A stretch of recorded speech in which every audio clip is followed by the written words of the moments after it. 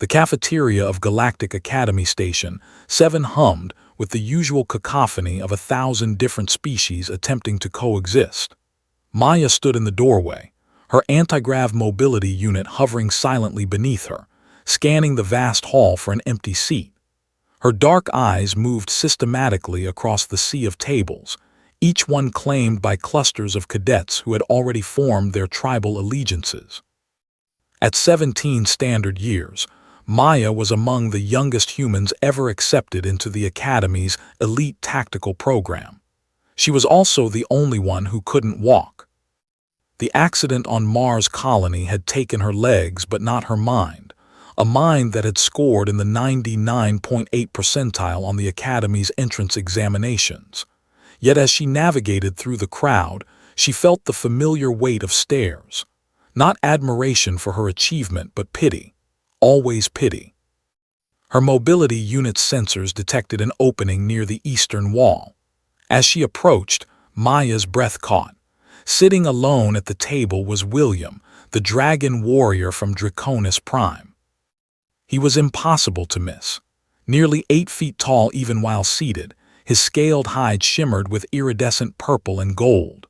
Curved horns swept back from his reptilian skull, and his wings, massive membranous structures, were folded carefully against his back to avoid knocking into other tables.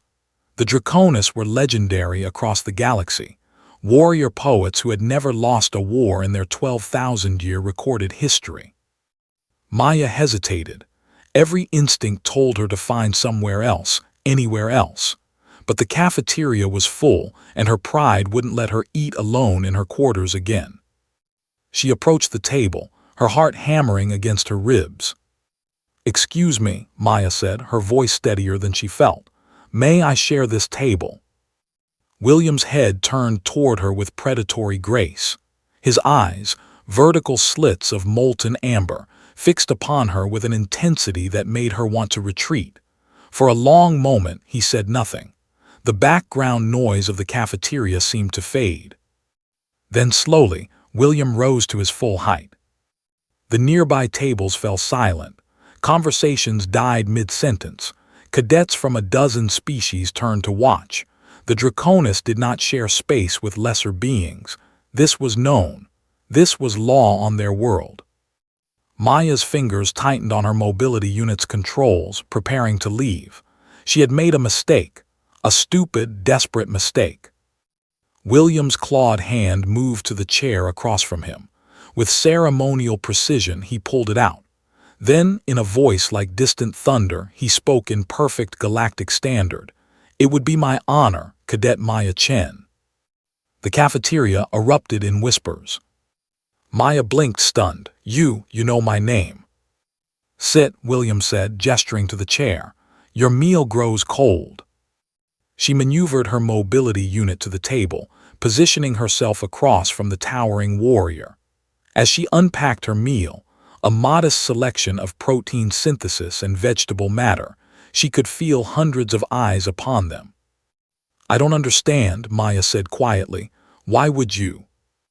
"You achieved a perfect score on the Kowalski tactical scenario," William interrupted, his massive frame settling back into his seat.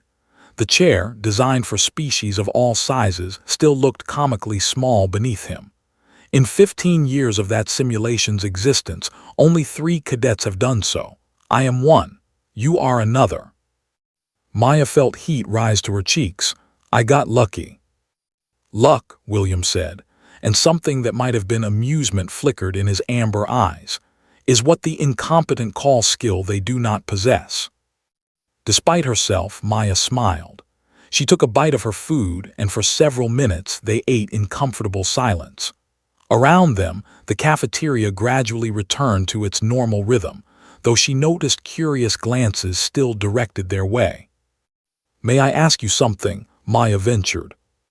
William inclined his head, which she took as permission. "Doesn't this violate your cultural codes? I was taught that the Draconis maintain strict hierarchies, that you don't mix with other species casually." William set down the large piece of flame-roasted meat he'd been consuming. "You were taught correctly. My people have many codes, many traditions. He paused, his claws tapping thoughtfully against the table. We also have a saying, honor the warrior, not the shell that contains them. I'm not a warrior, Maya said softly. I'm a disabled girl who got lucky on a test. The change in William was instantaneous. His wings snapped open, a display that sent cadets at neighboring tables scrambling backward.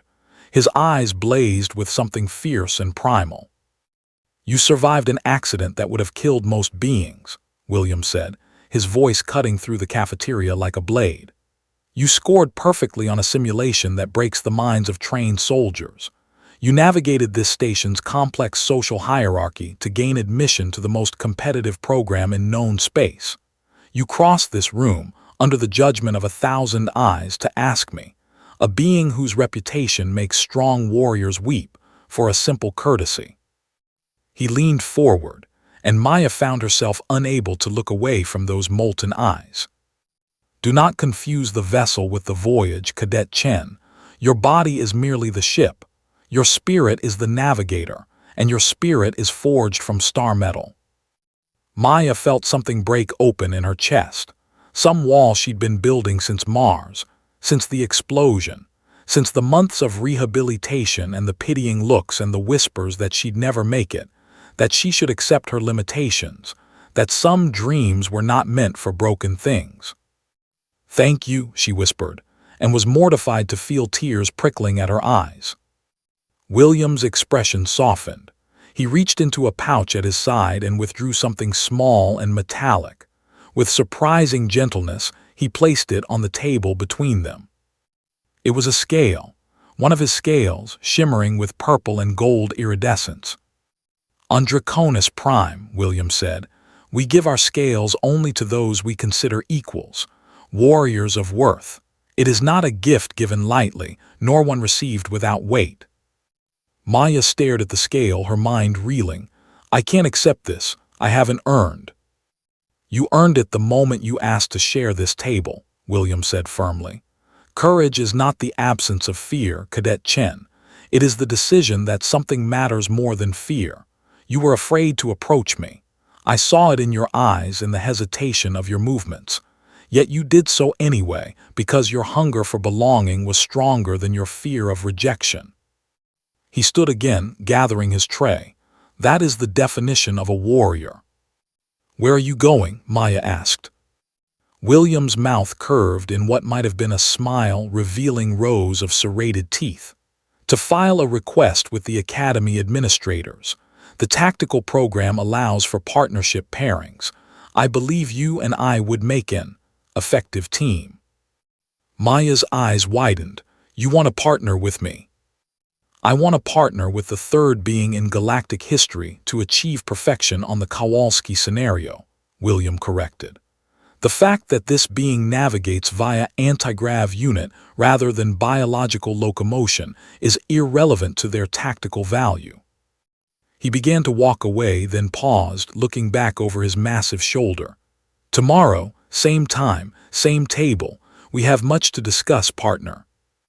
As William's imposing form disappeared into the crowd, Maya sat alone at the table, her fingers trembling as she picked up the iridescent scale. Around her, the cafeteria buzzed with renewed whispers and speculation. A Centaurian cadet at a nearby table caught her eye and nodded with something that looked like respect. Two Valorian sisters smiled at her. Even the proud crystalline delegation seemed to regard her with new interest. Maya looked down at the scale in her palm. It was warm, as if it still carried the heat of the great warrior who had shed it. She carefully attached it to her uniform, where it caught the light and gleamed like a badge of honor. For the first time since arriving at Galactic Academy, Maya didn't feel like the disabled human girl who had gotten lucky. She felt like a warrior, like an equal, like someone who belonged. She finished her meal slowly, savoring not just the food but the moment. Tomorrow would bring new challenges, new simulations, new battles to fight alongside her dragon warrior partner. But tonight, in this cafeteria filled with 1,000 different species from 1,000 different worlds, one truth had been established. Maya Chen was exactly where she was supposed to be. And she had the scale to prove it.